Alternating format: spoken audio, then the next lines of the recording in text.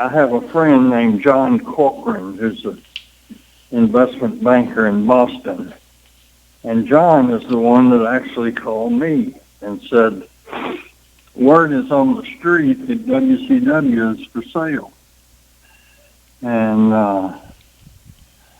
if we buy it, we'll give you, I think he said 20% or 25%. And we'll put up all the money if you'll run it for us. I said, yeah. Sounds like a good deal to me. So John got there. He dealt with a guy named Siegel. And Siegel sent the paperwork that John requested, the financials. And anyway, then John and his group decided that the company was worth $70 million. So he sent him an email and said, I'll reduce this to a firm offer if you're interested. And our number is $70 million. And Siegel never responded to John. And then later he sold it to WWE for $5 million. So, what evil lurks in the hearts of men? What do you think could have been done at that point to actually make WCW into a profitable entity? Oh, it was real easy. They were paying some wrestlers. Eric's mistake was that, the positive was that he went after the best talent in the country and secured the rights, like Scott Hall and Kevin Nash and Hogan. The negative part was that he also signed people that he shouldn't have signed. And then when they had such a big roster that they couldn't book them all. So they were paying guys $7,000, $8,000 to stay at home. And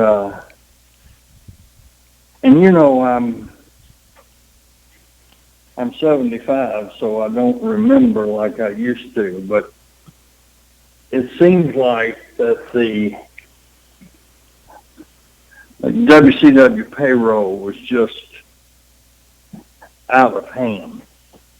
So during the due diligence on John Corcoran's part, he would call me and say, the payroll number is X, Y, and Z. What can you cut it to? And I would say X. The production is X, Y, and Z. What can you cut it to and keep the quality? I said X and Y. And so on. And John calculated that the group could have their money back in less than 3 years. So, I would have gone in and terminated everybody and then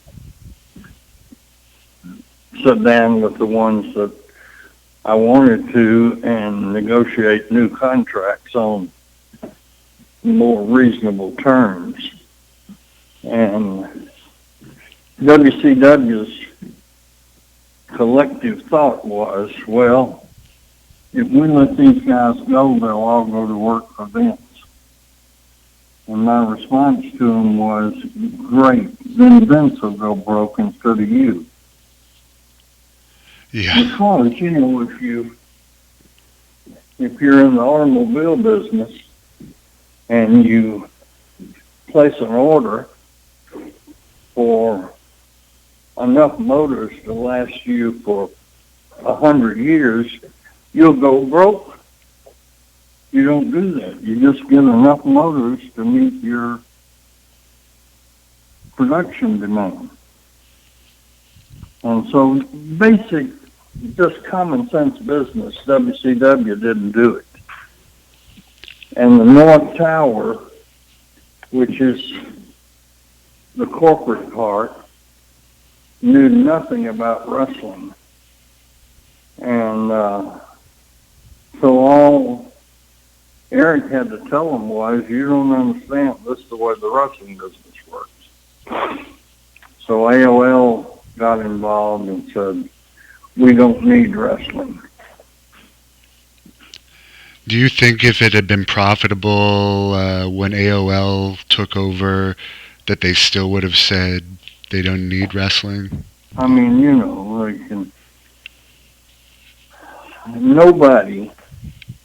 nobody runs from profitability. No. For any reason. So I know, at the time I read all those things about we're going in a different direction. The only different direction they wanted to go in was to have a profitable bottom line, because that's what the executives' bonuses were based on.